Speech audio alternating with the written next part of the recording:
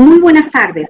Continuando con nuestra sesión de este congreso, hoy viernes 21 de agosto, tenemos la presentación de nuestra sesión número 7.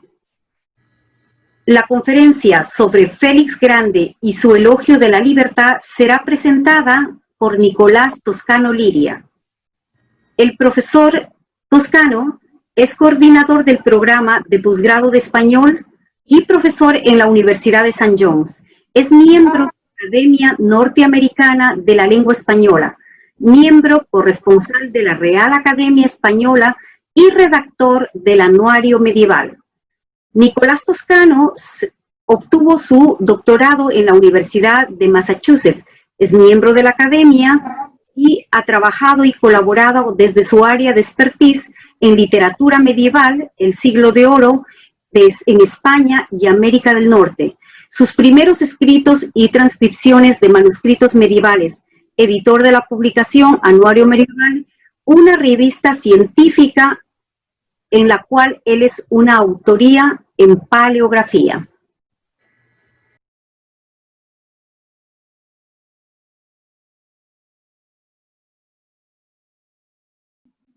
Esta charla se titula Testimonios de la Transición Española. Félix Grande y su elogio de la libertad. Mi nombre es Nicolás Toscano Liria, de la Universidad de St. John's y de la Academia Norteamericana de la Lengua Española. En octubre del 83 tuvo lugar en la Universidad de Dallas un simposio sobre los hermanos Machado en el que se leyeron 30 conferencias. La última, la más amena, la que puso el broche de oro, fue leída por un poeta español, un mago de la palabra que se llama Félix Grande. De la palabra y del retrato, de la percepción psicológica y de la captación de las esencias personales. La conferencia se llamaba de cómo don Antonio Machado dibujó nuestro rostro. Durante un almuerzo, al que fue invitado por el decano y la directora del Departamento de Lenguas, demostró su capacidad para improvisar un retrato. A esta comida, organizada por el capellán de la universidad, acuden algunos profesores y un sinnúmero de profesoras, secretarias y personal femenino de la universidad. Es el capellán un hombre alto, varonil, elegante y moderno. Posee este honesto sacerdote la desaprovechada virtud, la inútil fortuna de ser un cura con sex appeal. Mientras tomábamos una copa de vino antes de comer, presentamos a Félix Grande a él y al decano. El decano, durante el poco tiempo que lleva en la universidad, ha estado iniciando numerosas reformas, emprendiendo todo tipo de aventuras y atacando molinos como Don Quijote. Más de uno siente un cierto temor ante su mirada brillante, sus pelos alzados como los de Moisés, a punto de arrojar sobre los hebreos las tablas de la ley. Al final de la comida, tras presentar con orgullo a nuestro huésped, al famoso poeta venido de España, ganador de premios e invitado de honor, me hizo Félix Grande una señal para que tradujese las siguientes palabras improvisadas. Muchas gracias por aplaudir a un hombre que es demasiado delgado y que además no sabe hablar. Sin embargo, cuando cierro los ojos y les oigo hablar a ustedes, me parece estar oyendo la voz de un múltiple Shakespeare. Cuando veo al padre, aquí indicó con la mano al capellán, me parece estar viendo a Henry Miller, escribiendo su obra Sexus. No se rían ustedes porque cuando entró en España esta obra, las tapas de la edición eran las de la Biblia. Más tarde me confesó que en realidad se trataba de Trópico de Cáncer. El cambio fue intencionado. El decano, aquí temblé, podría muy bien ser el capitán Ahab de la novela Moby Dick. Y cualquiera de las señoras que están aquí comiendo podría muy bien escribir novelas de Virginia Woolf. Por esto estoy encantado de estar comiendo aquí con mis maestros. Este hombre, capaz de hacer un retrato en 2 pinceladas, de captar unos rasgos con solo una mirada, ha hecho también, como Machado, un dibujo del rostro de la España de estos años, de la España de la transición, de España dentro del marco internacional, de España en su búsqueda del ideal. Su libro Elogio de la Libertad salió el 27 de abril de 1984 y trata de los años dolorosos y esperanzados comprendidos desde las postrimerías del franquismo hasta el 28 de octubre de 1982. Tiene, entre otras características, la de aposentar la influencia de Antonio Machado. En la revista Cuadernos Hispanoamericanos de enero de 1976 llamaba a Antonio Machado con el nombre de Mágico Abuelo, reconociendo así su consanguinidad poética, su docencia y su carácter de inspirador de los jóvenes. Empiezo a ver y veo cosas que sirven para la vida. Veo compasión y paciencia, memoria, bondad, sonrisa, profundidad y honradez, sus estandartes de artista. Qué provisión de coraje en su humildad me aproxima, qué provisión de humildad me entrega desde las cimas de su saber, qué de grano lleva su callada espiga. La sencillez, el carácter popular, la poesía como emanación del corazón, la intensa defensa de la tierra y la búsqueda profunda y honesta de sus versos son aspectos directamente heredados por Félix Grande de su maestro Antonio Machado. La humildad y la sencillez de la expresión, aun siendo riquísimo su vocabulario, son en él, como en Machado, un elemento primordial de sus escritos. Soy un hombre de suerte y necesito poco, nos dice. Eso que llaman poco y quizás se llame todo. El amor a la vida y unas cuantas presencias que den sentido a ese amor y a esa vida y unos cuantos enigmas que le den majestad. En sus palabras intenta siempre alejarse de los amanerados del lenguaje. Aconseja con indiscutible gracejo no le llamemos fromage a lo que se está viendo que es queso. Sigue el modelo establecido por Juan de Mairena y él mismo nos dice que en vez de divisar los eventos consuetudinarios que acontecen en la rúa, suelo ver lo que pasa en la calle. Y de eso trata precisamente el libro, de lo pasado en la calle en la España de la transición. Y por eso, precisamente, el estilo estriba su belleza en la sencillez. Su aborrecimiento machadiano de todo barroquismo le ha llevado a una prosa precisa y generadora. Antonio Machado extrae del romancero en su esencia popular. También se nutre su inspiración en la situación sociopolítica de la España de la preguerra. El ansia de la democracia, sus propias raíces familiares y Antonio Machado inspiran en Félix Grande su constante preocupación por el pueblo. La descripción en Machado de arrieros, caminantes, locos, santos, frailes, maestros, romeros, mendigos, jinetes y rufianes, parricidas y sembradores, tiene siempre en él como meta encarnar y representar los vicios y virtudes del alma castellana. Se pueden esquematizar en los vicios y virtudes del caballero, del monje y del labriego. En Félix Grande la preocupación por el pueblo tiene un profundo contenido político-social. Se lanza a la quijotesca aventura de la defensa del marginado, del desposeído, del indefenso. En un lenguaje poético pero con fin muy práctico, son patéticas su defensa del parado, el emigrante, el necesitado, el desempleado, el hambriento, el torturado, el desesperado, el pobre, el gitano, el segregado, el solitario, el analfabeto, el oprimido, el anulado, el disidente, el encarcelado, el desterrado, el inválido, el carente de democracia, el teporochotl, el que no le sirve la vida. Para hacer esta defensa se adentra en temas de tipo socioeconómico, el paro, el salario mínimo, las clases sociales, los seguros médicos. Con ironía, con amargura, admirable es la diligencia con la que el financiero se aprieta el cinturón del empleado. Vistosa la premura con que el terrateniente se aprieta el cinturón del campesino. Maravillosa la precipitación con que el banquero se aprieta el cinturón del mecanógrafo. Imponderable el apresuramiento con el que el accionista se aprieta el cinturón del último mono del taller. Y en fin, prodigiosa la prisa con que el rico se aprieta el cinturón del pobre. Antonio Machado considera la poesía como una emanación del corazón. Cuando nos habla de Berceo nos dice que le sale afuera la luz del corazón.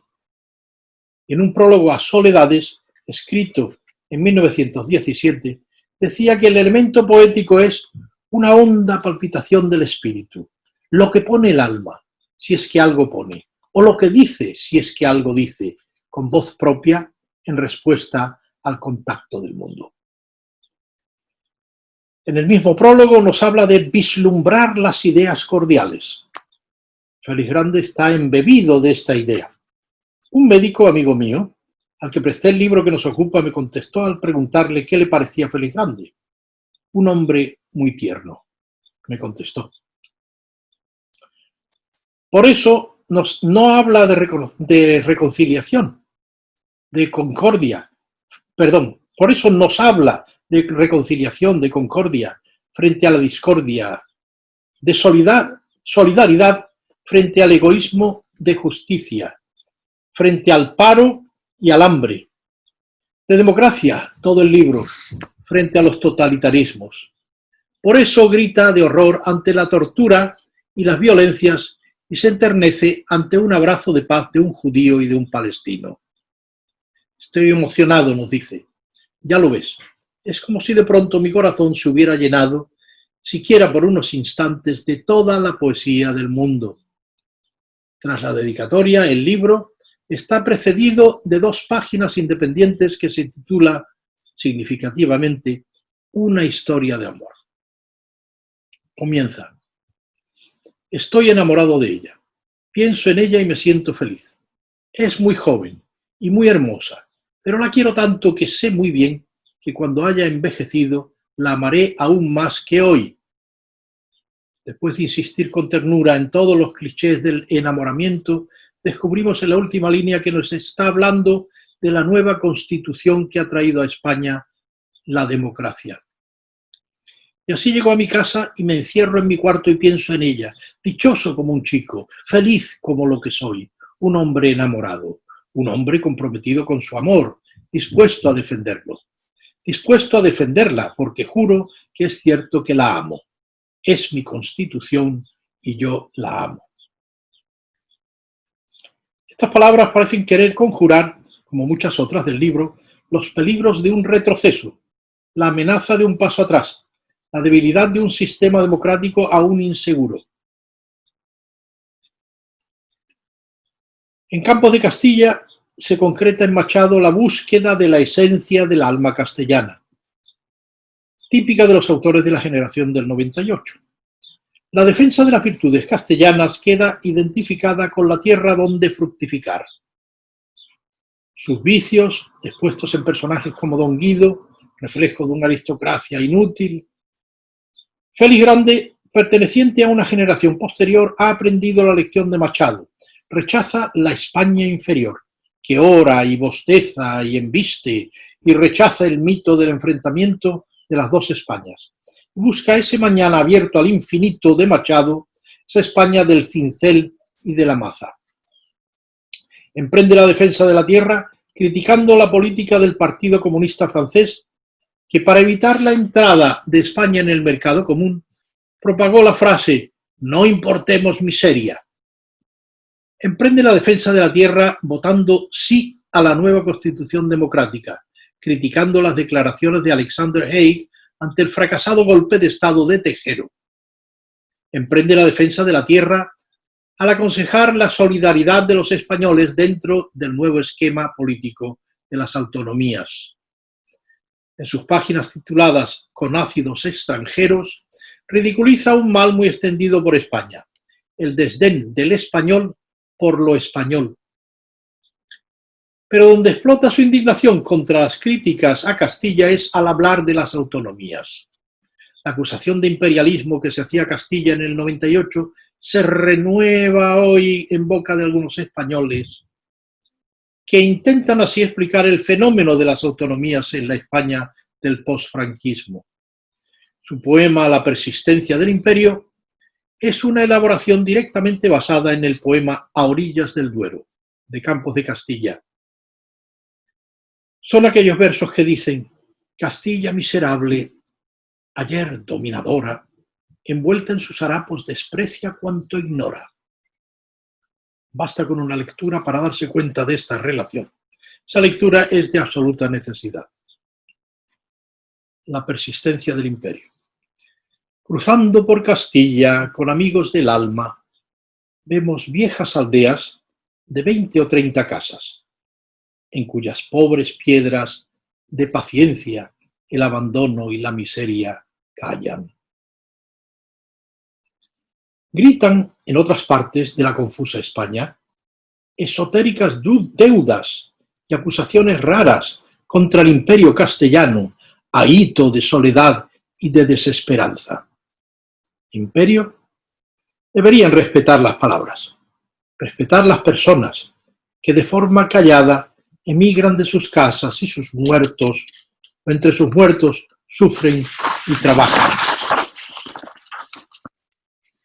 Imperio, hace ya siglos la hambre imperial, llamaba Francisco de Quevedo al siglo de oro y plata. Plata y oro que fueron a otras manos, no a estas, callosas de labor y amargas. Imperio, hoy como ayer, la injusticia se harta de proferir insultos contra esas gentes claras que silenciosamente esperan algo que nunca llega o que de largo pasa. Mirando estas aldeas viejísimas y pálidas, pensamos que el imperio continúa donde estaba, en bolsillos locuaces de avaricia, lívidos de soberbia deslenguada. Castilla miserable, también ayer infausta, envuelta en sus harapos, se contiene sus lágrimas. Desprecia cuanto ignora, hoy como ayer, el que presume con lo que arrebata. Mirando estas aldeas, notamos que se arrastran por estos campos siglos de silencio que cantan un canto de pobreza y de abandono, de asombro anciano y pena solitaria. Cruzando estas aldeas de 20 o 30 casas, vemos cómo en Castilla, migratoria y sonámbula, yace la vida envuelta en alto olvido, que lleva escupitajos en la cara. Cuneta de la historia, donde las gentes granan un imperial silencio con su jornal de canas, mientras esperan lo que espera el pobre: poder no abandonar jamás su casa, tener trabajo al borde de sus muertos, saludar trabajando a la mañana, acostarse cansados algún día para morir en calma.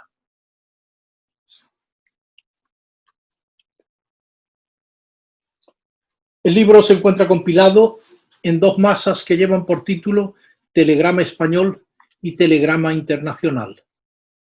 El sentimiento de amor a la tierra española queda intensamente expresado en la primera parte. Sin embargo, los principios que rigen tanto a la primera como a la segunda parte tienen carácter internacional. Son páginas escritas con tono de urgencia, de forma acuciante. Contienen un mensaje aterrorizado y anhelante, amoroso y desolador. En él se cristaliza todo el horror y toda la ternura, toda la intensidad y todo el apremio, toda la objetividad y todo el compromiso de un testigo sencillo, consternado, amoroso y explícito, que desea ante todo y sobre todo dar un grito de espanto y de alegría, de asco y de entusiasmo, de duda y sobre todo de esperanza. Antonio Machado, por su búsqueda honesta, es llamado por Camilo José Cela Antonio Machado el Bueno. Sueña con la poesía como del alma en su honesta búsqueda. Félix Grande globaliza las sugerencias que hace al mundo hostil de los últimos años. Se pasea su pluma por toda la tierra para alabar a Solzhenitsyn y a Onetti, para expresar su temor ante la política de los colosos y el veneno escondido bajo el concepto de esferas de influencia, para recordar la infamia de My Lai, para alabar la labor de Amnistía Internacional, para resaltar el totalitarismo de Polonia, la carencia de libertad impuesta por Rusia, las superpotencias en Centroamérica, las dictaduras del Paraguay, la tragedia palestino-israelita, la ignominia del Partido Comunista francés. Con anterioridad dedicó al horror un libro en prosa que tituló con la frase de Nicolás Gogol: «Lugar siniestro este mundo, caballeros». Esta temática de actualidad que sustenta todo el libro solo es el sustrato sobre el que se construye un hermoso edificio. El edificio de los sueños, el edificio de la búsqueda, el edificio de los valores eternos. Es un libro en el que se fabrican la paz, la libertad, la democracia, la justicia, la legalidad, en el que se acrisolan la concordia y la solidaridad y el amor, en el que se afirman los derechos humanos. Es un grito de alegría ante la libertad nuevamente sentida en la España de hoy. Es un deseo universal de paz, tanto en la perspectiva de los hechos como en la de los sueños. Posee el autor una alerta clarividencia. En este libro, la actualidad y el artículo periodístico se elevan a la categoría de ensayo, a la categoría de la buena literatura. Por su temática, es un libro de política, de historia, de protesta social, de tierna y delicada prosa poética. No en vano cita a Chaplin: un poema es una carta de amor al mundo. Este libro no ha sido escrito por un historiador, ni por un político, ni por un sociólogo. Este libro ha sido escrito con la ternura de corazón y de delicadeza de lenguaje de un poeta. Es una colección de poemas en prosa sobre la política, el paro, el hambre, la tortura, los seguros y la cuesta de enero, la violencia y la guerra. Su finalidad es describir el rostro de España, el rostro del mundo y el rostro del ideal. Es describir lo que pasa en la calle y lo que pasa en el interior del alma humana. De Machado, su abuelo mágico, ha heredado la sencillez, el amor al pueblo, su ternura, su amor a la literatura, su honestidad y su búsqueda de una España mejor, de un mundo mejor. Uniendo cabos, creo poder probar la siguiente sospecha. El último capítulo del libro no está incluido en el volumen publicado por Espasa Calpe en abril del 84. Salió en el número 200 del boletín de la institución Fernán González, del Centro Superior de Investigaciones Científicas en Burgos. Se recoge en él la conferencia dada por Félix Grande en la Universidad de Dallas el 15 de octubre de 1983. Por esas fechas, la complicación de estos artículos suyos en forma de libro estaba siendo preparada. Se titulaba su charla, como antes dije, de cómo don Antonio Machado dibujó nuestro rostro. Es indudable que su pensamiento rememoraba todo este libro en su conferencia, sobre todo en las siguientes palabras. Si algún día sucediese algo que derribase una vez más el rostro de la vida civil española, por lo tanto el rostro de nuestra poesía, es seguro, absolutamente seguro, que desde las ruinas los próximos hombres de España, incluidos los próximos poetas españoles, volverían a articular de nuevo el rostro de nuestro país, el rostro de nuestra poesía. Tal vez todas las palabras tienen rostro, pues son seres vivos. Y tal vez, paralelamente, todos los rostros estén diciendo una palabra. La palabra que está diciendo la poesía española en este instante, junto con toda la sociedad de mi patria, es la palabra libertad. Creo que la oportunidad de poder proclamar esta bellísima palabra es una deuda que tenemos con muchas gentes y con muchos años. Creo también que entre estas gentes a quienes debemos gratitud, el más grande, el más conmovedor es Antonio Machado. Sugieren estas palabras que la conferencia que dio sobre Machado es este último capítulo inexistente y son también las que proclaman que este nuevo libro suyo, Elogio de la Libertad, es un tierno y delicado poema. Félix Grande es tal vez el más explícito de los poetas que han cantado la llegada de la democracia a España. Machado presenció la desintegración y la caída de un insostenible régimen democrático. Félix Grande saludó con este libro el retorno de la libertad y de la democracia. Muchas gracias. Discapacidad en la Iberia de la temprana modernidad es la presentación de la profesora Encarnación Juárez Almendros. Encarnación Juárez Almendros es profesora emérita de español en el Departamento de Lenguas Románicas de la Universidad de Notre Dame. También es miembro del Departamento de Estudios Medievales y del Nanovic Institute for European Studies, así como es un miembro destacado del Disability Studies Forum de la Universidad de Notre Dame. Su especialización es la cultura y literatura de la temprana modernidad española.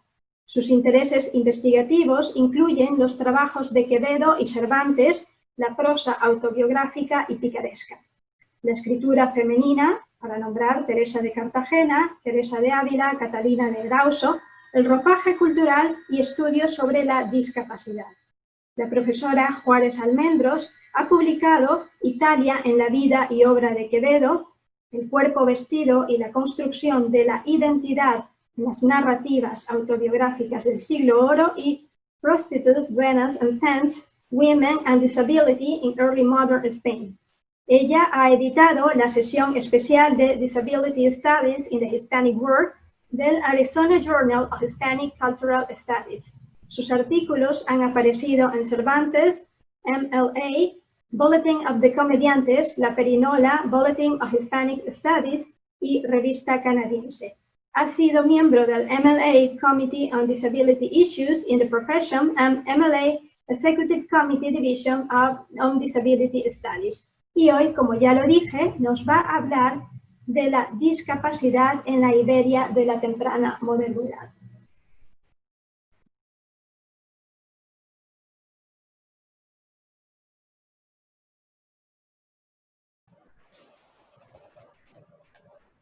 Buenos días.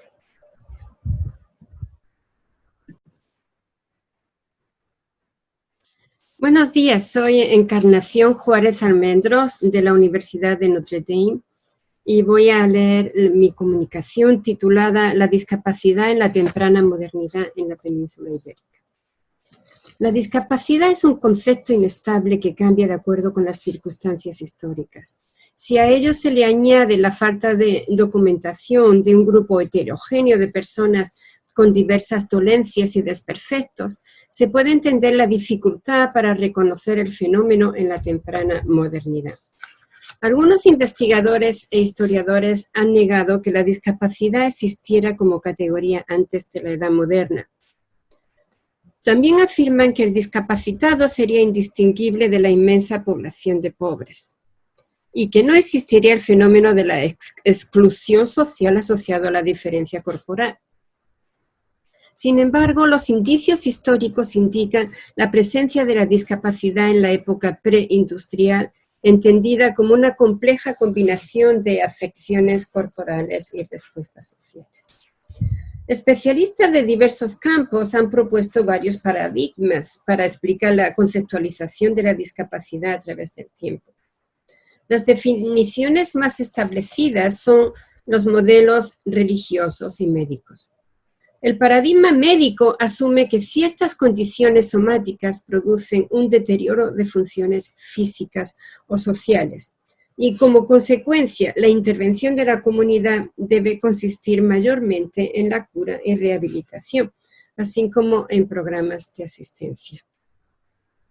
El modelo tradicional considera las deficiencias físicas o mentales tragedias personales que necesitan superarse o ser tratadas.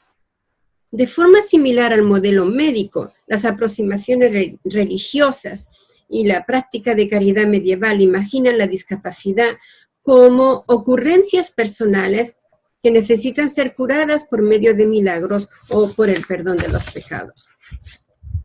En la concepción religiosa medieval, el pobre lisiado, generalmente objeto de lástima y de caridad, tenía una predeterminada función sagrada en la sociedad. Desde el principio del siglo XVI, el desarrollo de la asistencia pública y sanitaria, así como los programas de institucionalización, se conectan también con el modelo médico, cuyo objetivo era resolver el problema de los cuerpos defectuosos e improductivos. En oposición a los modelos dominantes, activistas e intelectuales contemporáneos, pertenecientes al movimiento por el derecho de los discapacitados, han desarrollado otras conceptualizaciones. Por ejemplo, en la década de los 70 en Inglaterra, la Union of the Physically Impaired Against Segregation propuso el llamado modelo social de la discapacidad. Este modelo propone que los problemas corporales o mentales no son la causa de la discapacidad, sino más bien las limitaciones estructurales y las barreras ambientales. De forma similar, en los Estados Unidos, The Society for Disability Studies, creada en la década de los 80, reconoce los derechos de las personas con discapacidad y denuncia las actitudes negativas de la comunidad hábil. Estos movimientos señalan que las ideas y restricciones sociales son opresivas y discriminatorias y afirman que es la sociedad la que inhabilita a los individuos. Aunque el modelo social ha sido criticado por no tener en cuenta el cuerpo mismo y las experiencias personales, no obstante ha sido crucial en nuestro presente para empoderar políticamente a las personas con discapacidad.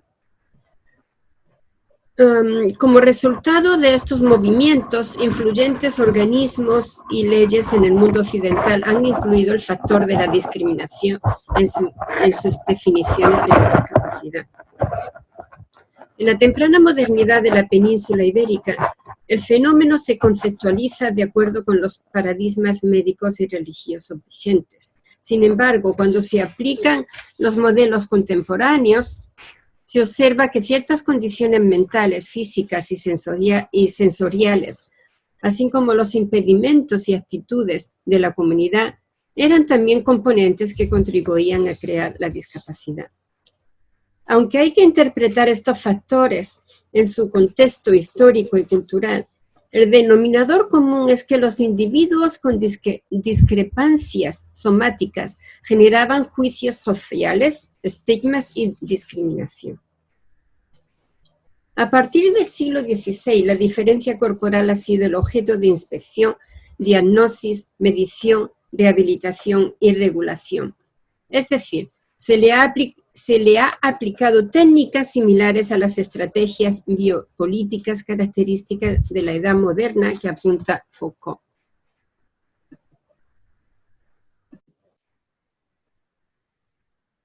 La explicación de específicas deficiencias físicas en la Iberia premoderna reflejan el esquema jerárquico social.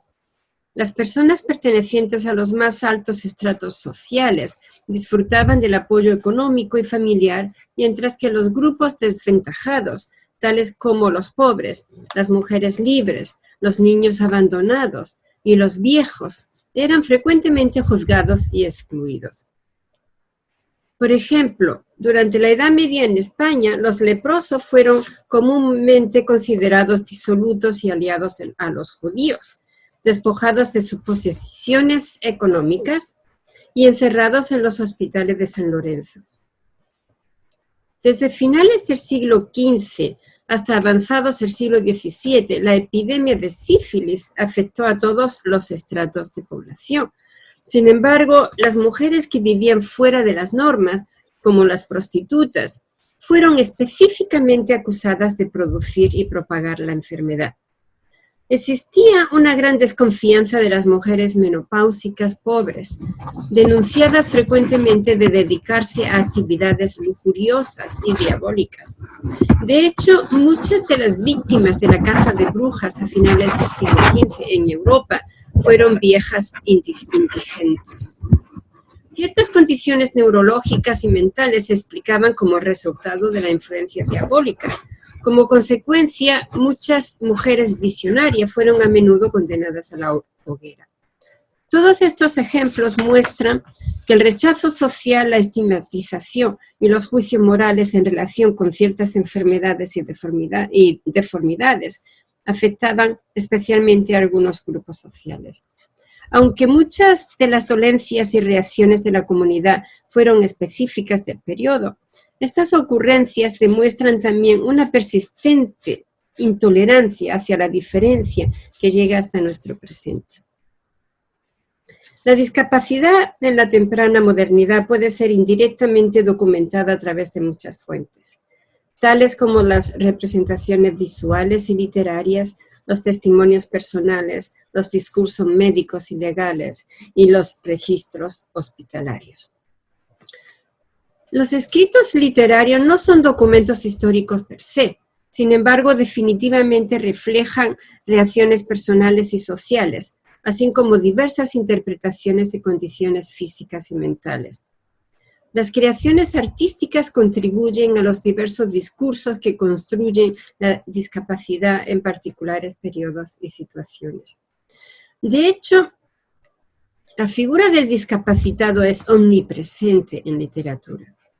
Ciegos, paralíticos, sifilíticos y personajes moral y mentalmente excéntricos, generalmente de bajo extracto social, aparecen frecuentemente en las obras literarias. El tratamiento de figuras defectuosas muestra las específicas ideologías de la época. Durante la primera mitad del siglo XVI, España estuvo muy involucrada con los eventos y avances científicos europeos, pero la reacción a la reforma protestante, tras la consolidación de la llamada Reconquista y la expulsión de los judíos y musulmanes, reafirmó la ortodoxia católica de la sociedad española en todas las áreas del conocimiento y actividades artísticas hasta bien entrado el siglo XVII y XVIII. También aumentó la intolerancia hacia la comunidad de conversos y moriscos. Esta situación especial explica el hecho de que muchos de los personajes discapacitados pertenecen también a los grupos étnicos rechazados. Por ejemplo, la prostituta Lozana, protagonista de Lozana Andaluza, escrita por Francisco Delicado y publicada en 1517, además de ser sifilítica, se retrata como una persona conversa y moralmente corrupta. Es decir, en la literatura ibérica, la creación jerárquica de identidades y exclusiones involucra una amalgama discursiva de género, religión, economía y etnia. En los textos ficticios, el cuerpo discapacitado presenta crisis individuales y sociales, desgracias y fracasos que demandan soluciones. Aunque la discapacidad permea muchas narraciones y se convierte en el factor determinante de la historia, como ocurre, por ejemplo, en la más importante novela española de la temprana modernidad, Don Quijote. Sin embargo, la literatura parece incapaz de proveer una resolución positiva al cuerpo deficiente, que es generalmente olvidado, castigado o reincorporado al orden social. Las representaciones literarias son siempre creaciones políticas y la interpretación de cuerpos imperfectos puede revelar los valores y sentimientos de la sociedad en específicas épocas. Además de las representaciones artísticas, otros discursos escritos de la época ofrecen conceptos sobre los cuerpos defectuosos. Las investigaciones sobre prácticas médicas, registros hospitalarios y organizaciones de asistencia proporcionan descripciones de los tipos y cantidad de enfermedades y defectos en la época. Los textos médicos, por ejemplo, suponen que el cuerpo ideal era el masculino, mientras que el cuerpo femenino se consideraba defectuoso susceptible a las enfermedades y a la inestabilidad mental. La idea ampliamente aceptada de la inferioridad de las mujeres se apoyaba en la ancestral convicción de sus cuerpos imperfectos, lo cual explica también su posición social subordinada. La discapacidad se ha convertido históricamente, la discapacidad se ha conectado históricamente con los pobres. De hecho, algunos historiadores sugieren que de 10 a 25% de ellos sufrían enfermedades crónicas u otras condiciones somáticas en la temprana modernidad. Por esta razón, los discursos de socorro de pobres pueden iluminar el estado de los discapacitados indigentes en el periodo. Durante la Edad Media, los pobres fueron objeto de la caridad individual y servían una importante función en el sistema cristiano de salvación. No obstante, hacia finales de la Edad Media, el crecimiento exponencial de menesterosos que inundaron las ciudades, en consonancia con la naciente ética burguesa, contribuyó a crear una nueva concepción y actitudes hacia los mendigos. Los vagabundos empezaron a conectarse con riesgos sanitarios y con el desorden cívico y moral. En algunos municipios europeos, nuevas regulaciones determinaron que la responsabilidad de cuidar de las personas con problemas físicos y mentales pertenecía al gobierno en lugar de a la caridad individual. Los nuevos procedimientos forzaron detallados exámenes de los cuerpos destituidos para poder determinar la legalidad de los pordioseros. Puesto que los desórdenes corporales fueron a menudo la justificación para legitimar la mendicidad, muchos pobres se mutilaban y falsificaban sus apariencias. Por esta razón, junto al miedo general al contagio en un periodo con frecuentes oleadas de pestilencia, los mendigos enfermos o dañados despertaban la confianza y el rechazo. El movimiento europeo para aliviar la crisis de pobreza se refleja igualmente en la península ibérica con ciertas diferencias. Las propuestas para solucionar la crisis en la península oscilan entre la defensa del sistema católico tradicional de caridad y la implementación de políticas seculares que siguen el modelo de otras ciudades europeas. En España, los primeros programas de reforma aparecen en las regulaciones de Zamora y en la Pragmática Real de 1540. Entre otras sugerencias, las nuevas medidas recomiendan forzar el empleo de personas hábiles y requerir que los discapacitados se acojan en hospitales y asilos de pobres. Esta ambigua posición entre defender el sistema de caridad o acoger el sistema de beneficencia secular se refleja en los tratados escritos en 1545 por el teólogo Domingo de Soto y el fraile benedictino Juan de Robles. Más tarde, en la España postridentina, el canónigo Miguel de Giginta, en su Tratado de Remedio de Pobres, publicado en 1579, y el médico real Cristóbal Pérez de Herrera, en su Amparo de los legítimos pobres y reformación de los vagabundos, desarrollan programas de asistencia que enfatizan el control y encierro de los pobres discapacitados.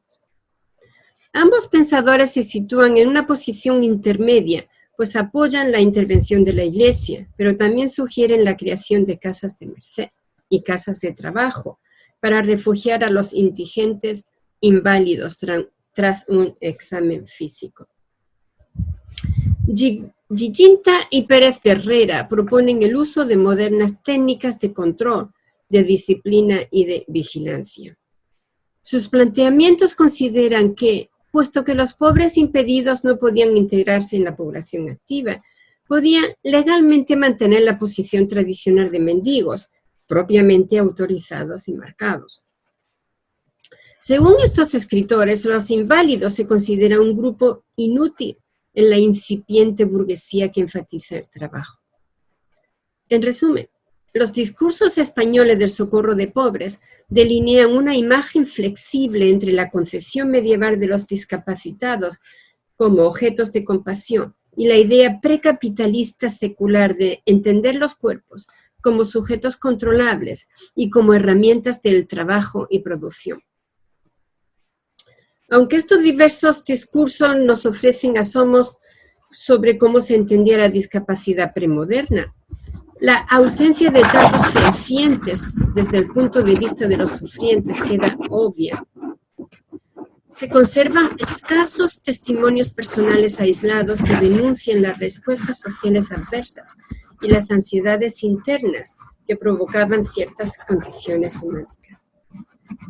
En efecto, en la segunda mitad del siglo XV, Teresa de Cartagena, una monja castellana de origen judío y sorda, expresa en su Arboleda de los enfermos los dolorosos sentimientos de aislamiento e incomprensión causados por su sordera.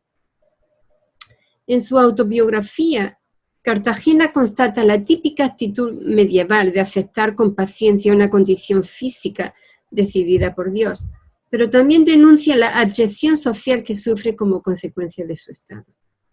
Aún más, la monja insinúa la existencia de una conciencia de grupo como enfermos, cuando valida otras formas alternativas de vivir con una discapacidad.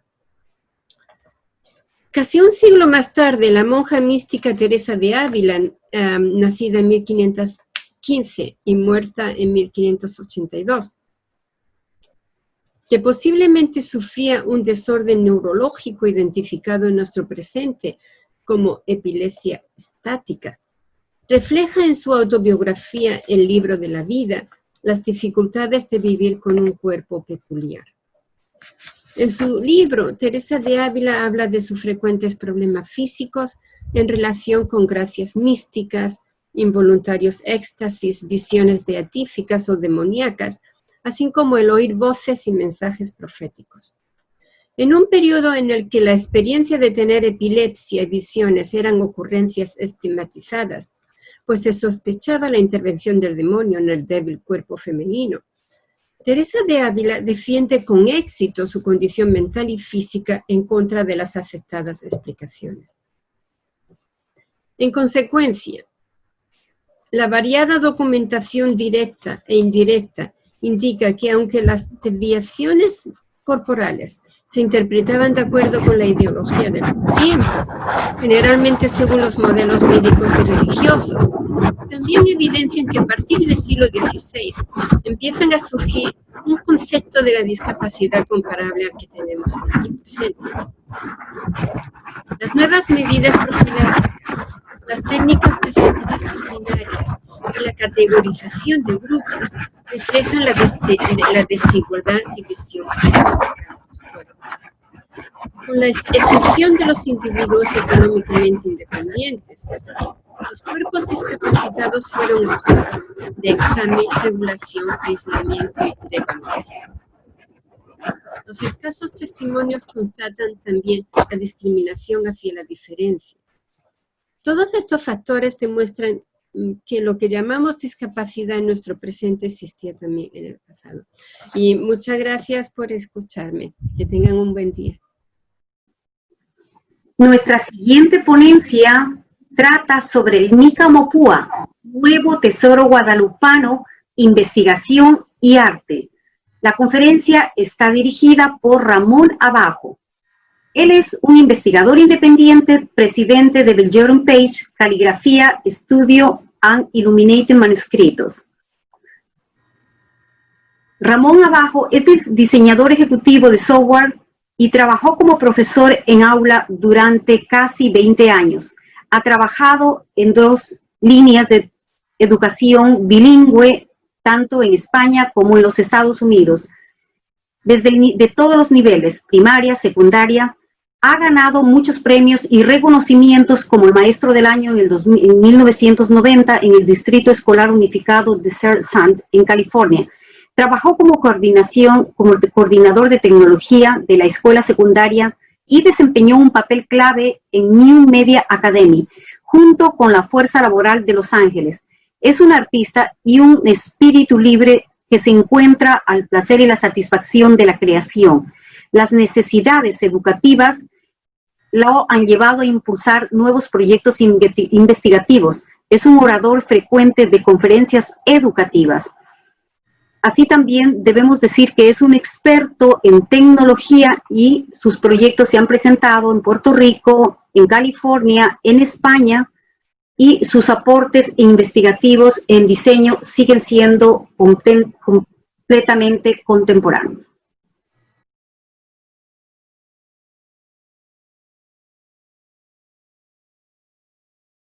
Hola, soy Ramón Abajo, calígrafo, tipógrafo, artista medieval.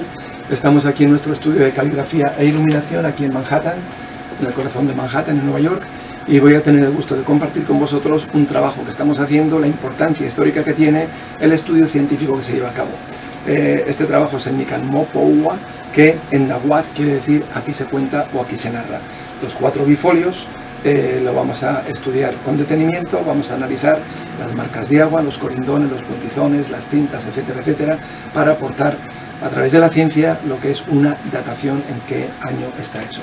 Por un lado el trabajo facsimilar, por otro lado estamos haciendo una reproducción artística de lo que sería este trabajo, pero hecho en aquellos tiempos, pero con aportaciones modernas, para lo cual lo que hacemos fundamentalmente es utilizar el texto del Nican, pero traducido al español gracias a don Miguel León Portilla, y en esta traducción pues van a ver que las ilustraciones son originales, utilizamos tintas, pigmentos naturales, resinas Sandaraka en ese caso, utilizamos pan de oro, utilizamos para la portada de la edición más de lujo una talla en hueso. Esto sería un hueso de una vaca, esto sería laminado, y una vez laminado se pega y se hace una talla como esto. Esto es una cerámica, pero hay un tallador que lo hará en su momento.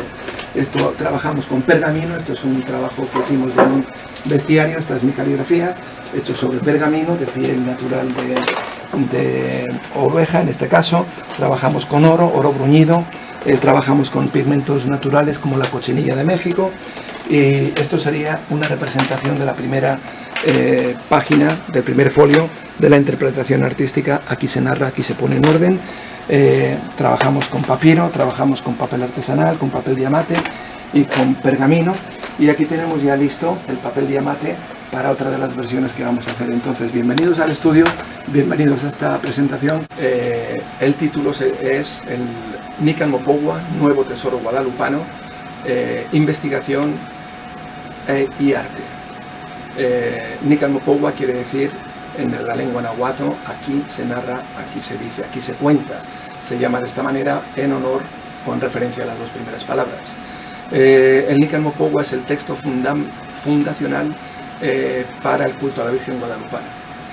Se considera este documento también el Evangelio de las Américas, donde 400 millones de hispanohablantes de una de otra manera tienen conocimiento y celebran el culto guadalupano. No se puede hablar de México sin hablar de la Virgen de Guadalupe, y no se puede hablar de la Virgen de Guadalupe sin recurrir a las fuentes del relato. Y entonces este documento en sí mismo se le considera un gran tesoro, porque es el documento, el manuscrito más antiguo que se conserva y que hace referencia a las fuentes, como digo, de la Virgen de Guadalupe. En esta conferencia voy a hablar sobre lo que es el Nican Mopouwa, la relevancia histórica y sobre todo las últimas investigaciones que hemos realizado en conjunción con la Librería Pública de Nueva York y el Metropolitan, que han analizado las tintas y el papel.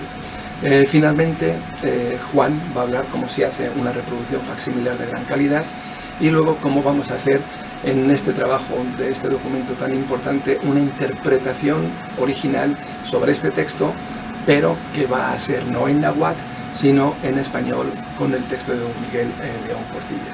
¿Okay? Nican Mopouwa, como digo, quiere decir, como explico, aquí se narra, aquí se cuenta. Narra las apariciones de la Virgen de Guadalupe a Juan Diego en el Cerro de Tepeyec entre el 9 de diciembre y el 12 de diciembre en el 1531. Hay un total de 5 apariciones históricamente contrastadas, sin embargo este Nican Mopouwa recoge solamente 3 de ellas. Nican Mopouwa es la primera fuente de información guadalupana y está compuesto por 1, 2, 3 y 4 bifolios. ¿Okay? ¿Cuándo comenzó el punto mariano y la importancia de la datación? Al día de hoy existe un gran debate sobre la fecha de publicación del Nican. La mayoría de las autoridades están de acuerdo en que fue escrito hacia 1556. De hecho, el historiador Edmundo Gorman opina que Antonio Valeriano había escrito el Nican Mopogua sobre esta fecha. Considerando que las apariciones tuvieron lugar en el 1531, el Nican este de Nueva York es el manuscrito más antiguo que se conserva y que data el acontecimiento lo más cercano al evento. Sin embargo, el debate es que si no se escribió este manuscrito o un original sobre el cual este está basado, habría que pensar que el culto guadalupano, como otros piensan, ocurre 100, 150 años más tarde. La importancia de la datación de este manuscrito tiene que ver con eso exactamente. Dime que este manuscrito es cercano a las apariciones y diré que el culto mariano, el culto a la Virgen de Guadalupe, empieza inmediatamente después. Dime que este manuscrito, que es la referencia más antigua, es 100 o 150 años más tarde y entonces cabe la duda de que efectivamente es más bien una cosa de tradición, más bien una cosa de fe, que una cosa comprobada, que el culto empezó mucho antes. El segundo punto es quién escribió el original. Bueno, pues no se sabe quién lo escribió, aunque el primer texto publicado por Laso de la Vega, en papel, él mismo afirma que él es el autor del Nican Mopogua. Sin embargo, los académicos están prácticamente de acuerdo que el escritor, el autor, fue Antonio Valeriano, que trabajaba en el escritorio, en la abadía, en el monasterio de Fray Bernardino de Sahagún. ¿Cuántos Nican Mopoguas hay y quiénes los escribió? Bueno, pues hay, como digo, el de Luis Laso de la Vega, que lo imprime en el 1649, y luego que incluye, aparte de este Nican Mopogua, otros textos y otros sermones, ¿vale? A continuación, en el 1648, un año antes, Miguel Sánchez escribe la imagen de la Virgen Madre de Dios de Guadalupe, donde él narra las 5 apariciones. Esos son libros impresos. Manuscritos están los en la Librería Pública de Nueva York, hay 3, este es el más antiguo, otro posterior y otro de 4 bifolios mucho más tardío. Y en la Librería Pública de Francia hay otro manuscrito que parece ser que también es muy tardío. Paso a hablar de las investigaciones científicas que hemos llevado a cabo. Este sería el manuscrito de Luis Laso de la Vega, el primer libro que se publica, el Nican Mopogua.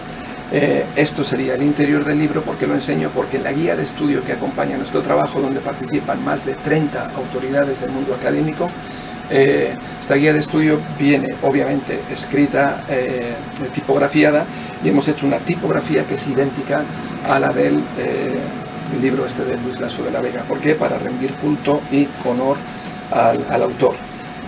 Juan hablará de la inspiración de los manuscritos artísticos, y luego esto es el estudio que hemos hecho científico. Bueno, esto es el análisis del papel, donde vemos la marca de agua. No se ve demasiado bien, pero para que se haga una idea, hemos analizado la morfología del papel, cuántos corindones y puntizones. Los corindones son las líneas que deja, la marca que deja en el papel el bastidor cuando se hace a mano. Entonces los corindones serían las marcas gruesas, los puntizones están más juntitos y son las líneas, las unas horizontales y verticales. Tanto sabiendo el número de corindones, puntizones, como la filigrana y la marca de agua y la composición química del papel, se puede datar la fecha cuando se hizo el papel, el molino y el fabricante. Por eso que es tan importante este estudio. Aquí tenemos otra pequeña slide sobre los corindones y puntizones. Aquí hemos marcado el papel es genovés, eso lo sabemos. Esto es una marca de agua, el Trimundi, que se llama. Esta es otra marca de agua que aparece en otro bifolio, en el bifolio 2, en el bifolio 3. Como digo, en esta guía de estudio, que prácticamente está acabada, vamos a decir con los expertos, José Carlos Balmaceda, Carmen Hidalgo Brinquis, que han colaborado. Ellos, que son expertos, nos dicen cuándo está esto datado. En este momento, como digo, esta información la tenemos prácticamente en el horno, y muy prontito lo vamos a sacar a la luz, junto con la investigación que está haciendo el Metropolitan de las tintas, y lo vamos a compilar y vamos a dar, bueno, quizás en primicia, lo que sería este estudio. Esto es una representación que hemos hecho. Esta es la marca de agua original, y cuando hacemos el papel artesanal que vamos a hacer con el mismo material, con las mismas técnicas de la antigüedad, también estamos haciendo la marca de agua. Esto es un boceto y este es otro, ¿vale? Y luego, esta es la segunda marca de agua, esto es el papelero que está dando propuestas de cómo y de qué manera hay que hacerlo. Esto es el estudio del papel que hemos hecho allí in situ en la Librería Pública de Nueva York para medir el gramaje, el grosor y el peso, ¿vale? Esto es una foto de cómo el papelero nos está dando ya muestras de este papel artesanal que va a ser idéntico, como digo, al que se utilizó en el documento original. Y esto es la interpretación artística de cómo va a ser este Nican Mopowa en español. Por una parte va a ir con una tipografía como esto, pero en una versión más exclusiva todo el texto va a estar caligrafiado por mí, la primera copia. Las demás, pues, por otros calígrafos aquí de la Sociedad de Escribas de Nueva York. Bueno, esto es todo. Muchísimas gracias por su... Mi nombre es Juan Jiménez y estoy trabajando en las ilustraciones que van a acompañar la traducción de Miguel León Portilla en el Nican Mopowa que estamos realizando en Donge Public. Para la creación de estas ilustraciones nos estamos basando en diversas fuentes de inspiración, como son los códices mesoamericanos, los elementos idiosincrásicos del propio poema, la iluminación medieval, las representaciones de la Virgen de Guadalupe que se han realizado a lo largo de la historia o elementos de la flora y la fauna que rodean el monte Tepeyac. A continuación os enseño dos bocetos para la escena que representa lo que sucede en el capítulo 2 del manuscrito. Siguiendo como referencia diversos murales mexicanos, he dividido la escena en dos partes. La zona superior, que muestra una escena íntima en la que Juan Diego se encuentra con la Virgen de Guadalupe, y la zona inferior, en la que Juan Diego lleva la noticia al obispo Juan de Zumárraga. En esta interpretación, el manto de la Virgen funciona como elemento unificador de ambas escenas, mientras que los motivos decorativos vegetales dividen la escena entre la zona superior y la inferior.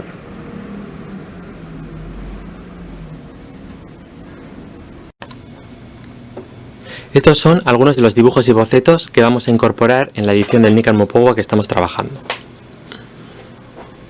Como hemos dicho antes, uno de los motivos de inspiración es la fauna y la flora que rodean el monte Tepeyac. En este sentido, el dibujo que aparece en la izquierda es un quetzal, ave cuyas plumas utilizaban los indígenas para el desarrollo del arte plumario. La planta que aparece en el centro es un nopal, planta emblemática de México, y las hojas que aparecen en la derecha son de un mezquite, una planta que aparece en zonas áridas, también propia de México. Aquí a la derecha he dibujado un chinitzcán enredado por plantas que también aparecen en el Códice Sahagún y elementos decorativos aztecas. El chinitzcán, según la leyenda, es el pájaro cuyo canto avisó a Juan Diego de la aparición de la Virgen de Guadalupe. Además de los dibujos, tomando como referencia otros libros antiguos, estamos trabajando en el dorado del lomo, escondiendo un dibujo entre las páginas. Con esta técnica, cuando el lomo está recto, no se vería la ilustración. Sin embargo, al abrirse un poco, se vería lo que está escondido.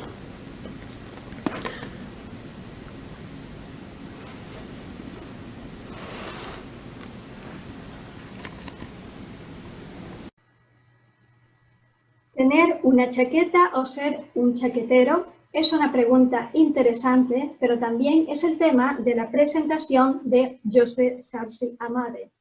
José Sarsi Amade es doctor en estudios románicos, especialización italiano de la Universidad de Aix-Marseille. Es un miembro afiliado del CAER, el Centro de Estudios Románicos de esta universidad. Su tesis doctoral analizó la misión de los capuchinos italianos enviados por la Sagrada Congregación para la Propaganda Fide hacia el antiguo Reino del Congo durante el siglo XVII. Sus investigaciones se relacionan con la imagen colonial del africano, el comercio transatlántico de esclavos, las guerras entre coronas europeas en África. José posee además un máster en didáctica francesa y está realizando estudios en hispanística. Ha vivido y trabajado como investigador y docente en diferentes países, entre ellos Francia, Italia, Noruega, Ecuador y ahora Estados Unidos. José ha publicado libros, artículos de libros, capítulos de libros, artículos científicos sobre estudios de la religión, antropología cultural, literatura comparada, cine comprometido, sociología y sociolingüística en casas editoriales europeas y latinoamericanas y estadounidenses, así como en revistas europeas, latinoamericanas y estadounidenses.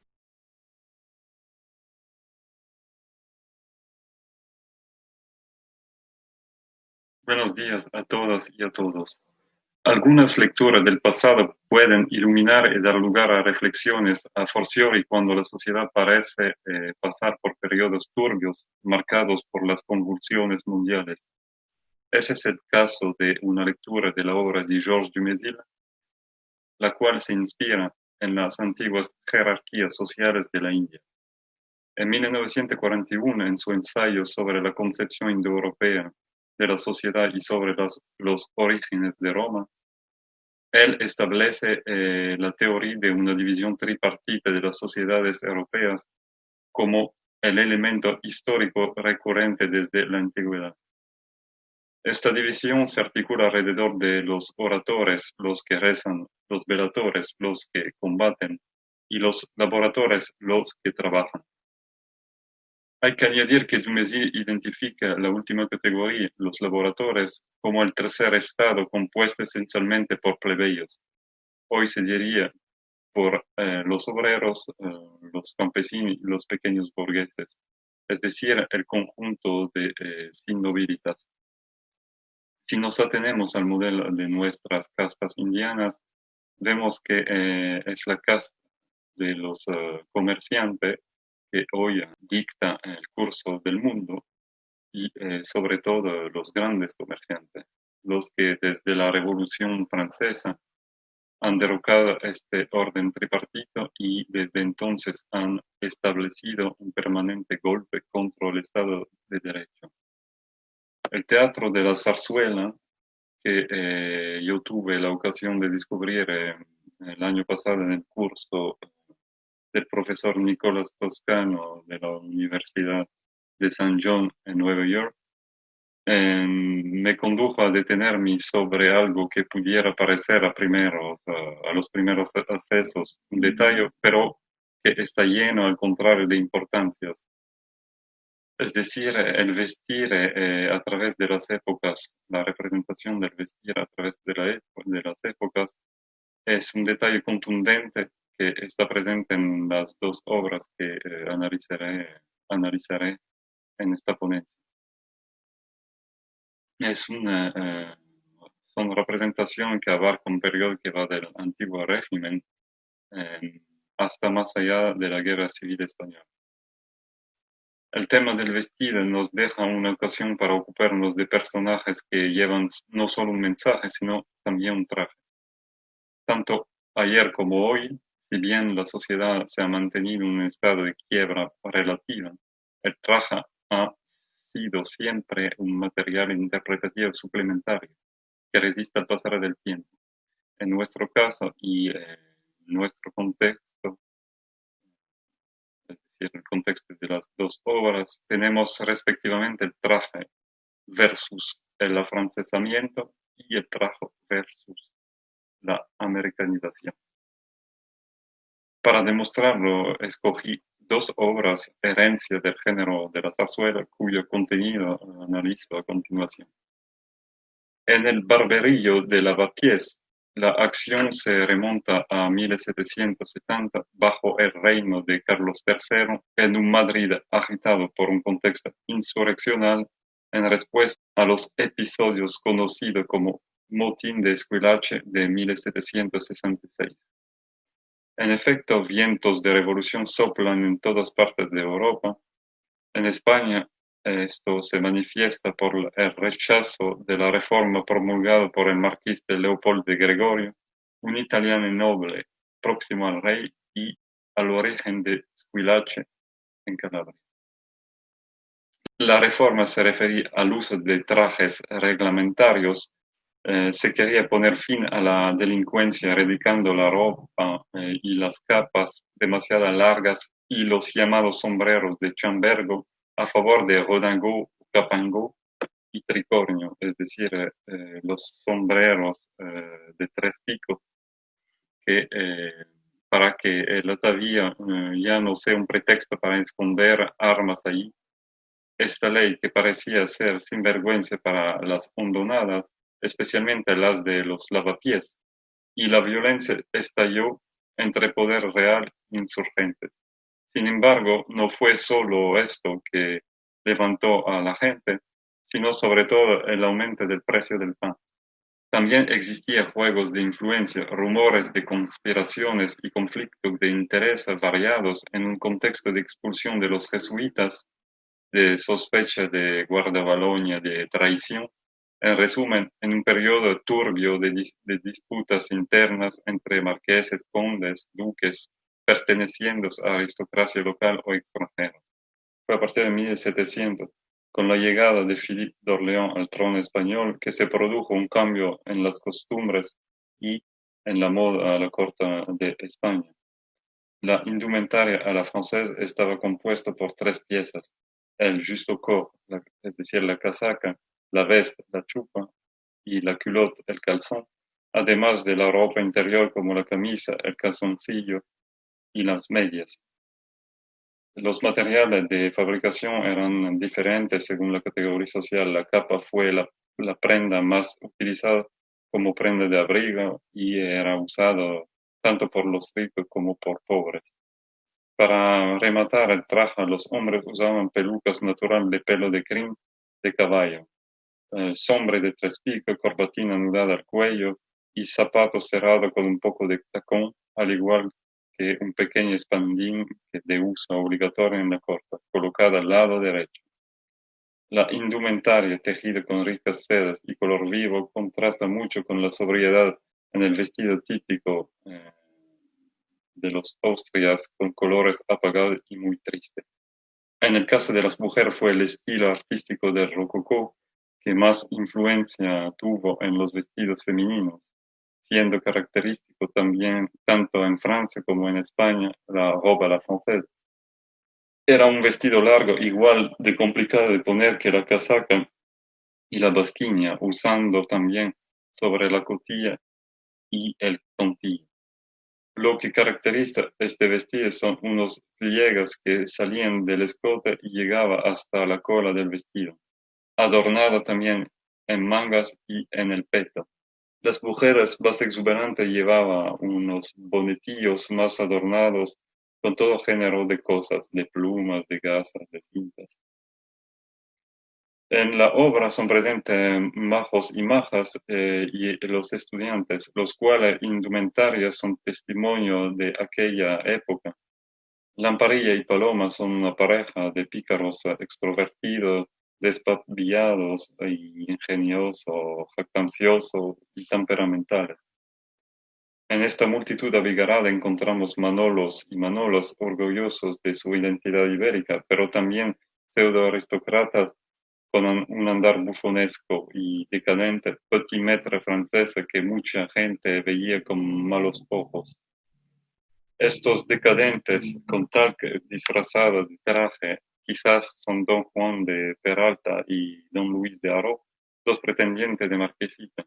El primero es un partidario de Don José Moñino de Redondo, el conde Florida Blanca, y favorable a la caída de Jerónimo Grimaldi, mientras que el segundo es el sobrino de esto último, es decir, el novio de la Marquesita. Un fenómeno al que también se alude en la obra es el majismo, es decir, la reacción contra el afrancesamiento de la sociedad, con el gusto de las clases altas por vestirse como gente más, como la gente más popular de Madrid. La indumentaria de los majos madrileños era muy colorida y vistosa. No llevaban corbata, sino un pañuelo anudada al cuello que dejaba ver una camisa. En el pelo, en lugar de llevar pelucas almidonadas, llevaba una redecilla o cofia que recogía el cabello, haciendo gala igualmente a unas largas patillas. La segunda parte de nuestro viaje en la zarzuela abarca con la modernidad y tiene lugar al final de la Guerra Civil en un Madrid devastado por los bombardeos y la violencia, en la que contra viento y marea, Pepita, alias Doria, y Mario medran gracias a los espectáculos de variedad. Forman un dúo de cantantes. Además de los amores contrariados y de la existencia de los dos personajes, dispuesta a todo para sobrevivir y triunfar, las cosas del querer nos permite ver la búsqueda de la fiesta en una España atravesada por dificultades económicas y sociales, organizándose según el viejo adagio panem et circenses. Todas las carreras de esta pareja de artistas revelan la lucha existente entre los diferentes espectáculos de variedades. Con el surgimiento del cabaret después de la Segunda Guerra Mundial, un montón de empresarios, pocos escrupulosos, hicieron un gran negocio de esta diversión. Esto es lo que está en juego cuando el espectáculo folclorístico y regional de coplas andaluces y la vulgaridad de las representaciones de importación parisinas o americanas se oponen a Madrid. Para prueba podemos separar la distinción entre los temas musicales siguientes. Doria y Mario cantan el repertorio andaluz en Las cosas del querer, donde poco importa si, textualmente cito, eres alto o bajito, rubio o tostado, de Sevilla o de Puerto Real, porque hay que no tiene nada que ver el color de la estatura con las cosas del querer. O cantan la herencia gitana que cuenta, soy de la raza Calais, que al mundo dicta sus leyes, hijos de padres gitanos, y llevo sangre de reyes en la palma de la mano, y llevo sangre de reyes, y otras varias canciones como La bien paga, El morongo, Triña, etcétera, etcétera. Todas expresiones tan orgullosas de la raza andaluza. Este repertorio, hecho de honor, de historia de amor, sabiduría y tradiciones populares, contrasta con canciones vulgares que se puede oír en los diferentes espectáculos de variedad, como el de la solterona coqueta, con su compuesta y sin novio. Ella canta soltera, qué felicidad más grande, sin niño, sin marido, sin problema. Y más bien con los completos fiascos americanizantes, vulgares y privados de todo buen gusto, como las canciones tituladas El Weekend o La chica Schwingo. Y luego, en cuanto al traje, anotamos que Doria y Mario son personajes orgullosos de sus orígenes y atavíos típicos en el escenario, que lo hacen triunfar. Ella lleva el traje de flamenco hecho de diferentes volantes salpicados de lunares, un montón de manila, un flor en el pelo. Él lleva la faena, traje de romerías, de jinetes, camisetas con mangos abullonadas, un sombrero llamado cordobés. En el repertorio cantado y las vestimentas tradicionales, nostálgicas y provinciales son de alguna manera un escape y un contrapunto de la aspereza de otros trajes y hechos más oscuros, los de los hijos que se levantan contra sus padres, los de los obreros contra los patrones y viceversa, los de los soldados que se matan entre sí en una enésima crisis y mutación del gran capital. Para concluir, tal vez de modo un poco abrupto, diremos que después de haber recorrido nuestras dos obras, escogiendo como enfoque el vestido que aparece durante las diferentes épocas exploradas, se puede levantar el acto siguiente. En otro tiempo, en el antiguo régimen y antes de las revoluciones industriales, el vestido constituía una poderosa distinción entre las personas. El disfraz existía, por supuesto, pero él respondía a la necesidad de charivari momentáneo, carnavales u otras manifestaciones, sin constituir por eso un acontecimiento prolongado y duradero. Hoy en día se puede decir que el vestido responde principalmente a una elección personal y menos a una necesidad. Todo el mundo quiere ser libre de su apariencia. La ropa perdió su significado social, otros factores la superaron. Los blasones de antaño, de los carolingios, los Capeto, Habsburgo y Estuardo, desaparecieron y fueron eclipsados por otros mucho más poderosos, y especialmente en sintonía con nuestras repúblicas comerciales y antisociales. Muchísimas gracias. Novo hispanismo, jesuita y santo, edificando al héroe en la vida de Jerónimo de Figueroa, es la conferencia que nos presentará Leonor Tallano Campoverde. Leonor es advisor y coordinador de esta conferencia. Posee un doctorado en Ciencias Sociales y Humanidades por la Universidad de Tromsø, un máster de enseñanza en español por la Universidad Pontificia de Salamanca, un máster de lengua de University Delhi Study Roma III. Es licenciada en Filología en la Universidad de Calabria. Ha escrito varios textos relacionados con argumentos diversos, entre los que destacan sus estudios sobre el antisemitismo, el buscón, la ensayística de José Ingenieros, los arquetipos de Optimus Princeps y Optimus Civis, el mecenazgo de Gaspar de la Cerda, la literatura colonial durante la Guerra de los 9 años, 1688-1697.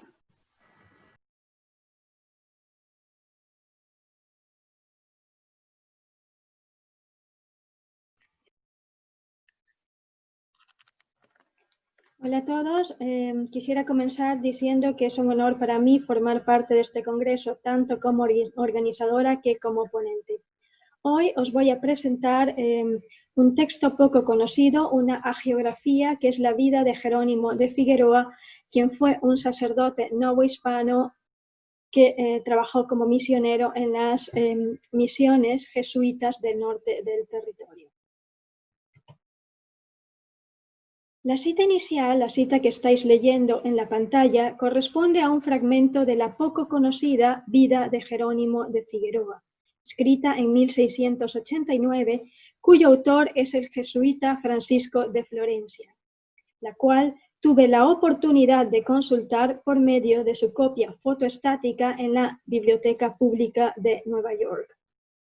Esta vida fue publicada en México en la imprenta de Juan de Rivera, de la viuda de Juan de Rivera, con las previas licencias de las autoridades civil y eclesiástica, el virrey y el arzobispo, aunque carece de privilegio. La vida está estructurada a modelo de una hagiografía ab inicio. Consta de 21 capítulos enumerados con números romanos y 87 párrafos notados con números arábicos. En esta ponencia analizo la obra por medio de la relación simbólica entre la escritura hagiográfica, el contexto virreinal y la configuración de la identidad novohispana, pues juzgo que esta vida deja ver que el individuo novohispano conocía su importancia en la preservación, ampliación de la monarquía universal, y por ello se presenta al hagiografiado como el arquetipo del Optimus Civis. Por consiguiente, en esta presentación trataré de responder a las siguientes preguntas. ¿Quién fue Jerónimo de Figueroa? ¿Cómo se construye su santidad? ¿Qué papel desempeña Nueva España en su santidad? ¿Es Jerónimo de Figueroa representado como el Optimus Civis novohispano? ¿Hay elementos de denuncia en esta hagiografía? ¿Cuántas caras de la monarquía se presentan en esta vida? Estas preguntas nacen a partir de mi hipótesis de que esta vida, aunque construida bajo el modelo de las hagiografías medievales, propone un modelo de santo que forma parte de un elemento constitutivo de un lugar territorial específico, Nueva España, En la obra hay elementos que indican la existencia de un orgullo cívico y comunal novohispano que serán analizados en los próximos minutos. Aunque Figueroa fue uno de los responsables de la evangelización de los indios de Chihuahua, de su vida se conoce muy poco. En la hagiografía se enfatiza que este criollo ejemplar nació en 1604, fue enviado a las misiones del norte del virreinato en 1631, en 1639 pasó a la misión de Tepehuanes, en 1641 fundó el pueblo de San Felipe y fue visitador de las misiones de Sinaloa y Sonora, volvió a México a edad avanzada y murió, según menciona la obra, debido a un acto de mala práctica médica en 1686. La vida construye su santidad por medio de tres tipos de fuentes: modelos literarios medievales, los testimonios oculares de la vida del hagiografiado y elementos propios del contexto novohispano. Conjuntamente, Florencia adhiere a la tradición encomiástica de las Laudes Civitatum para celebrar la gloria de México y la grandeza espiritual de Figueroa. Nueva España es el escenario perfecto para cumplir acciones maravillosas que conducen a la santidad.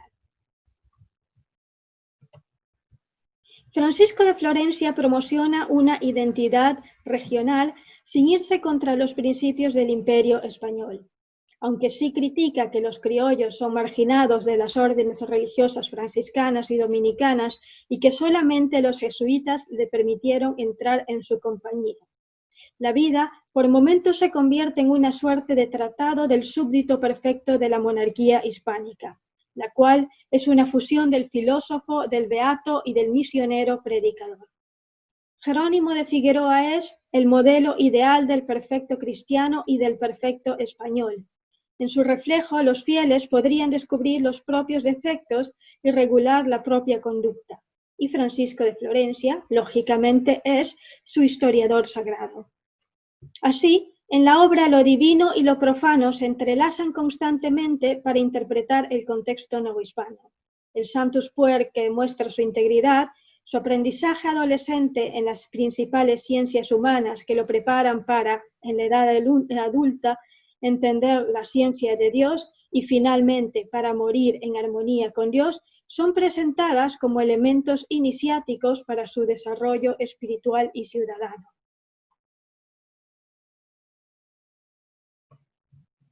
Es por ello que las consideraciones agustinianas sobre la relación ratio-fide, las tesis anselmianas y tomistas sobre la relación entre el intelecto y la espiritualidad parecen estar a la base de esta vida. El hagiógrafo conecta la razón con la devoción y la revelación, a las que se suman la obediencia jesuita y el sacrificio heroico. Figueroa escoge seguir el kletos o llamado de la vocación y convertirse en un ecleptos. De hecho, Francisco de Florencia lo define como el apóstol de la nación tarahumara y que a su celo y trabajo e industria se debe, después de Dios, la conversión de ella. Su carisma y sus conocimientos lingüísticos le permiten ser uno de los primeros criollos exponentes de la lingüística descriptiva y del uso pedagógico de esta en lo que respecta a las lenguas tarahumara y tepehuana.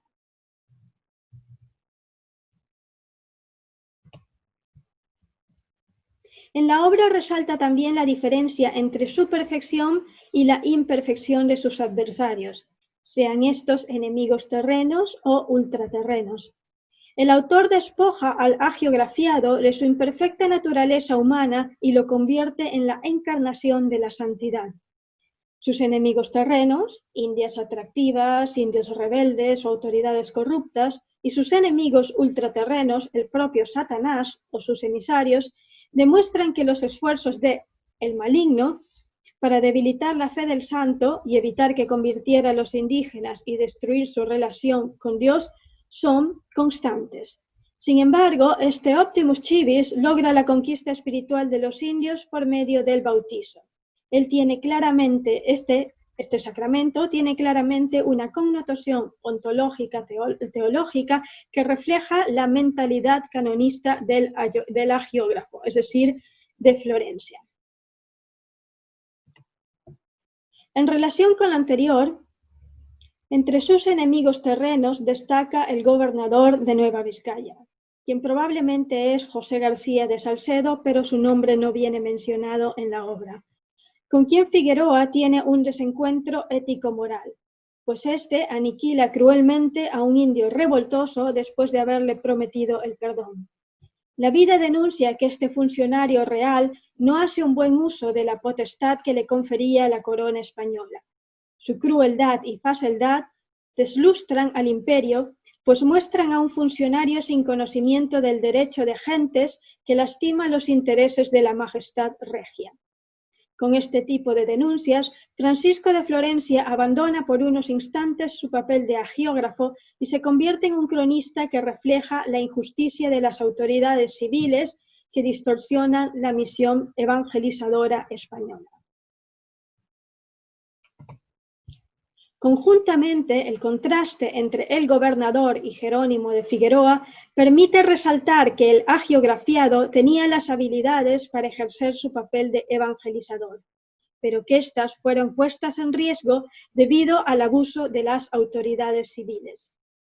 Este misionero jesuita era el vivo ejemplo del espíritu de la conquista religiosa que, teóricamente, animó al catolicismo desde la época medieval. Su hagiografía se relaciona de esta manera con la tradición apostólica cristiana. Asimismo, la obra hace una exaltación teológica de su pobreza. Esta representa un postulado moral, una suerte de imitatio Christi a la que se suman su castidad, los castigos corporales que se autoinflige y sus dotes de exorcista. Finalmente, su fallecimiento es descrito como el cumplimiento de su destino cósmico. Es una muerte feliz. Jerónimo de Figueroa logra constituir un solo cuerpo con Dios, propia del hombre justo que fallece in osculo domini.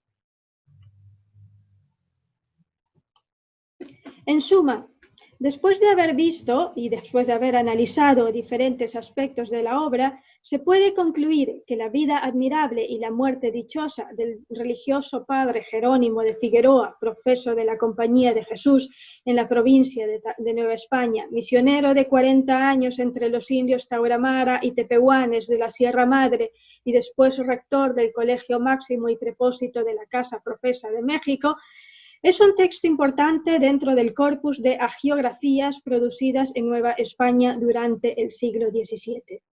Su contenido permite recapacitar sobre el hecho de que el individuo novohispano estaba consciente de que su importancia dentro del espacio virreinal y de su influencia en las cuestiones relacionadas con la preservación, ampliación de la monarquía universal hispánica eran trascendentales. Jerónimo de Figueroa fue, según su hagiógrafo, un santo criollo y un optimus civis, cuya sabiduría y fe lo convirtieron en la persona adecuada para transmitir la tradición católica en los territorios más alejados del virreinato. Asimismo, esta obra permite analizar el modus operandi de las misiones jesuitas en Nueva España y la manera como el sistema de reducciones fue introducido en esta región.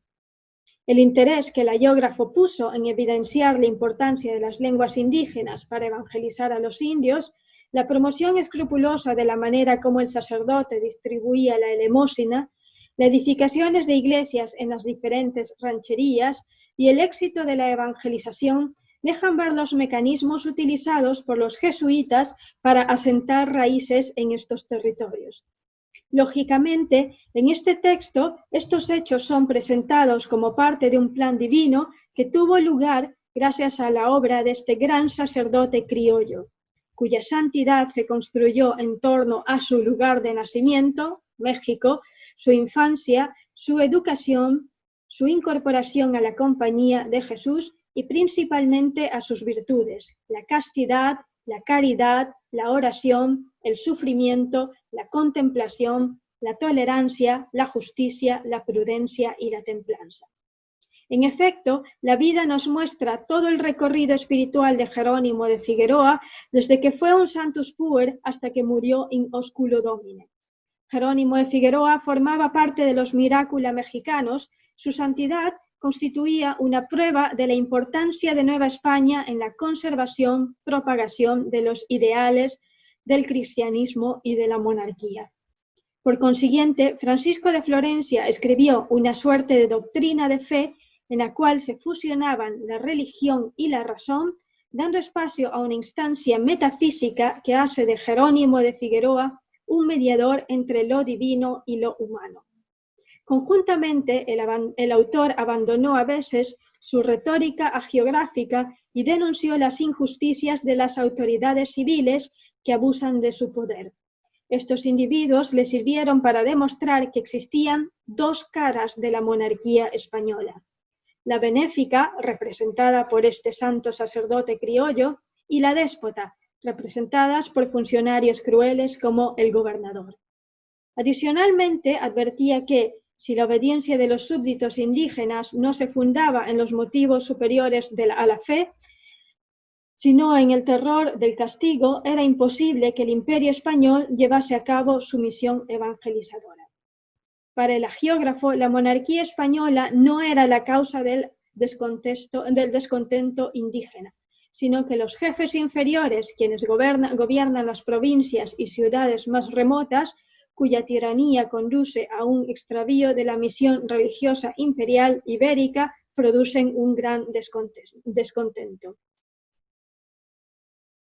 Aunque construida bajo el modelo de las hagiografías medievales, la vida propone un modelo de santo que forma parte de un elemento constitutivo de un específico lugar territorial, Nueva España.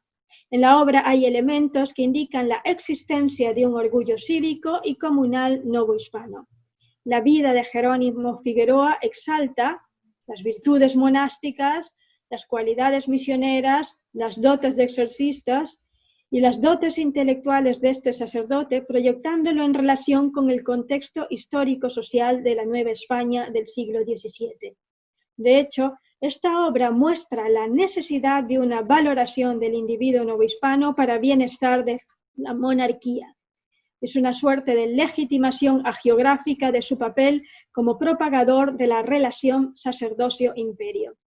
Es por ello que promociona la interacción cultural y lingüística en Nueva España, la relevancia de la aceptación de los españoles nacidos en América en las órdenes religiosas, los aportes lexicográficos realizados por los misioneros novohispanos y el beneficio en dar a conocer sus vidas ejemplares para preservar el bien común e individual de los habitantes de los territorios imperiales. Eso es todo. Muchas gracias.